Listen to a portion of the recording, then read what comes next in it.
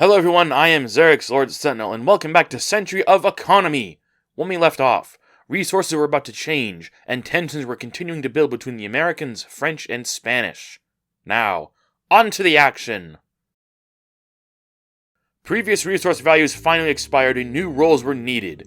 With much anticipation, the die were rolled, with a 9 coming up for duration and a 4 for value.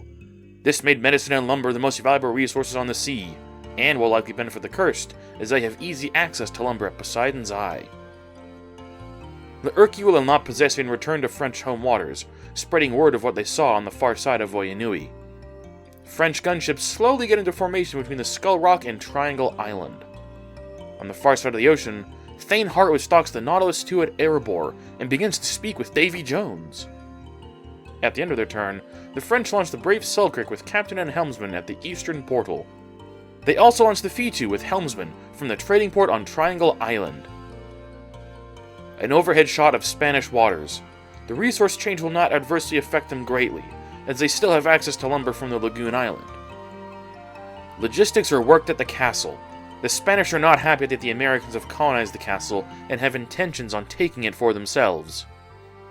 Slowly, the small gunship squad arrives on the western side of the castle. At the end of their turn, the Spanish spend a good chunk of gold to launch several ships across their waters. The Aguila, with captain, helmsman, cannoneer, musketeer, fireshot, and oarsman.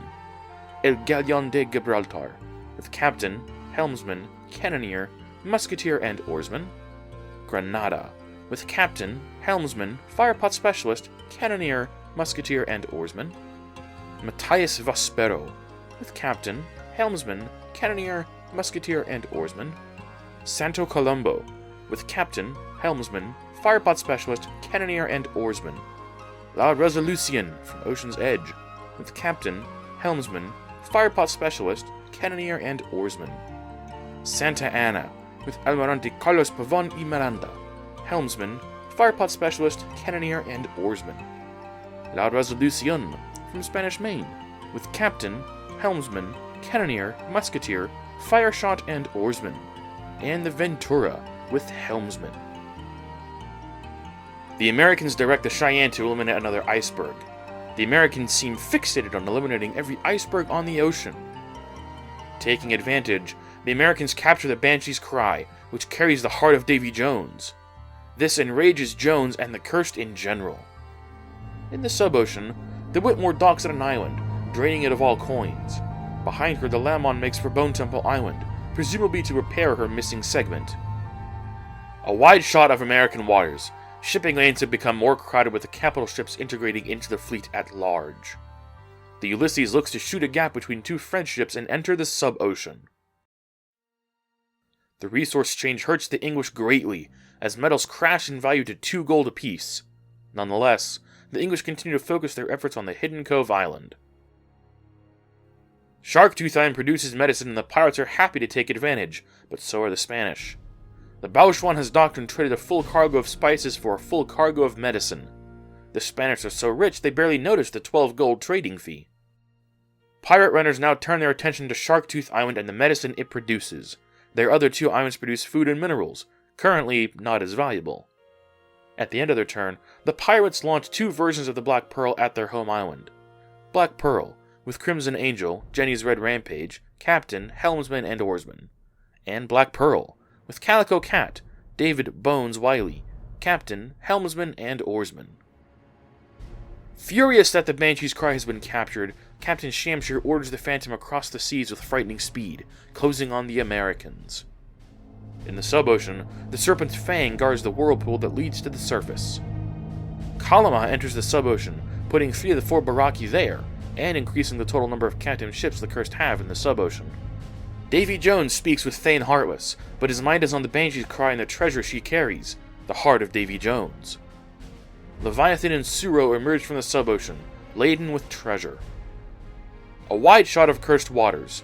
All of their canoes have docked at Poseidon's Eye, in addition to the Sea Monkey. The cursed will likely call on the Guishon to make a trip each turn, taking full advantage of her treasure ship keyword and the reasonably short distance between the islands. Shamshir feeds a crewman to the Phantom and gives his ship an extra action to make a beeline for the American ships that have captured the Banshee's Cry. An iceberg hits the Constitution, eliminating her stern mast. Across the sea, a storm engulfs Raparak, killing the Baraki instantly. However, because he has been acquired by the Baraki talisman, Raparak may yet return. The French finally upgrade their colony to level 5. Not only does this give them a defensible launch point, but also a secondary source of gold, should their resource islands ever run dry or be lost. Sailing away from Triangle Island, the Fitu uses her hoist to take a treasure from the Wasp. Triangle Island produces medicine, making it the most valuable island the French control. Multiple ships have already docked there, loading full holds of the resource. Just beyond the island, French gunships maintain a line against the Americans. The head of their formation is made up of several mid-sized gunships, such as Les Eros, Les Discharges, and both of their bombardier ships. From the home island looking west, Triangle Island and the castle are visible in the background, while the southern arm of Voyanui can be seen at the right. At the end of their turn, the French launch 2 ships at Tutorial Island, La Furrière, with Didier Vidal, and Marianne. The castle, as seen from Spanish waters. The Cruz de Cristo is visible to the left, following behind the smaller gunships. To the right of her, Spanish ships wait eagerly to begin colonizing the castle for themselves. An overhead shot of the lagoon. Several high-cargo ships have docked at the lagoon and loaded lumber, worth 5 gold apiece. From inside the lagoon, Sebastian de Alva directs the actions of the Spanish fleet via messenger bird. The Bauchuan returns to Kanohi Island, unloads the traded medicine, loads spices, and moves back toward the trading port on Sharktooth Island. The medicine she unloaded is in turn loaded by the Santa Ana and La Luna Creciente. At the end of their turn, the Spanish launch, putting 3 capital ships into the water at the Pathway Island. La Muerte, with Andres and Isabel Santana, helmsman, cannoneer, musketeer, and oarsman.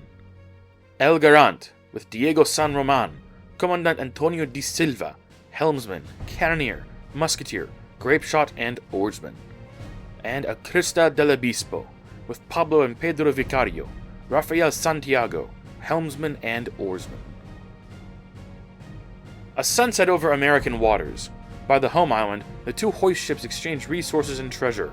To the right, ships have gathered at the northern portal. At their colony by the castle, the Americans continue to find buried chests by the handful. Here, 5 chests have been found by 3 different ships. Seeing the approaching Phantom, the Americans send the Boston and others to greet the cursed ship. At the end of their turn, the Americans launch the Swamp Fox at the castle, with captain, helmsman, and oarsman. An overhead night shot of Hidden Cove Island, surrounded by English ships. The Maoris Fushuk helps greatly in moving resources from the island to the English home island. The English are visited by the Americans, who have sent the Chesapeake to the Hidden Cove Island. Knowing that the massive Bauchuan will return, the pirates dock their ships at Sharktooth Island accordingly, leaving room on the northeast side of the island for the giant ship. Using fleet actions, the pirates upgrade their colony from level 1 to level 3 in 1 turn. The Kurds also upgrade their colony, but only go from level 1 to level 2. Shamshir puts the Phantom into position, and then lets loose! Sailing into the Minuteman, the Phantom boards 4 ships with an S, winning all of them, which allows Shamshir to capture the entire crew complement of the affected ships. Boston, Hudson, Saratoga, and Minuteman all lose their crews to Shamshir. On top of that, the Phantom opens fire on the Minuteman, first eliminating 1 mast. Shamshir feeds her captured soul to the Phantom, giving her another action, and she opens fire again, dismasting the Minuteman. At the home island, resources and gold are converted, and the Cursed breach the 1,000 gold mark. Icebergs once again cause trouble for the Americans. One nearly hits the Constitution again, and another one hits the Saratoga, eliminating her stern mast. In the light of a new day, the French continue to run medicine from Triangle Island. A wide shot of Voyanui. With the colony now complete, the Triumph and Début de la Aventure are being redeployed to other missions. On the northwest side of the island, several American ships can be seen. Using a fleet action, the Fitu sails within range of the brave Selkirk and deposits a treasure on the submarine. At the end of their turn, the French launch 2 ships at the eastern portal. La Ville de Paris, with Bernice Sauvage, Bianca d'Arc, Madame La Fontaine, helmsman, cannoneer, and oarsman. And Coron, with Lady Roymata, Mademoiselle Josephine Godiva, helmsman, cannoneer, musketeer, and oarsman. Spanish runners converge on their home island, with ships coming in from Kanohi Island and the lagoon loaded with medicine and lumber. A few ships return from the area around the castle, chiefly among them the El Dorado and her linked crew Angelica Bianco. Speaking of the castle, the Cruz de Cristo uses the S-board from the mast to levy a boarding action against the American colony inside the castle, and with her weapons equipment, she easily wins. This wipes out the level 5 colony inside the castle, leaving the middle space open. The Spanish are quick to act, with a level 1 Spanish colony being built inside the castle at once. Across the sea, the Americans deal with the Phantom swiftly, dismasting the ship. To the right, the Dover observes the conflict. An overhead shot of the action. The Amethyst has entered the scene and quickly learns of the conflict, which upsets the representatives on board, who had thought a business deal had been reached with the Cursed. At the castle, the Americans retake the center section, converting the colony to their own. Elsewhere, the Jackson sinks the Phantom, though not for good, as the Eternal kicks in, sending the ship back to the cursed home island. The Cheyenne eliminates yet another iceberg from play. At the end of their turn, the Americans launch the USS Overton, with captain, helmsman, fireshot, and oarsman from their level 5 colony. An overhead shot of English waters. Word of the conflict at their doorstep spreads through the fleet. Practically on the ocean's edge, the English have the smallest amount of territory to their name, yet they have managed to acquire a healthy amount of gold and could very easily launch a powerful war fleet. An overhead shot of all pirate waters. A point of frustration for the pirates, as the Eagle remains tangled in a Sargasso Sea by their colony. Feeding another soul to his ship, Shamshir has the Phantom repaired twice. With careful maneuvering, the Guishan and several of the native canoes dock at home, unloading a huge amount of lumber from Poseidon's Eye. At Erebor, Jones fulfills the strange request of Thane Heartless, as a cursed explorer is brought to the island by the Dark Pact. The explorer will be loaded by the Nautilus II and taken into the French fleet. A wide shot of cursed waters. Sea monsters are making their way to the home island from the whirlpool to the sub-ocean. To the north, the Sickle and Skinflare patrol the waters around the Pyramid Island. Icebergs continue to plague the Americans, as one of them hits the Jackson, eliminating a mast. And that wraps up this report. The Americans have been attacked by the Cursed and threatened by the Spanish. How will they react in the long term, and how will these actions affect the status quo of the seas? If you want to see what happens next, make sure you're subscribed. If you liked what you saw, hit that like button. Thanks for watching, and I'll see you all next time.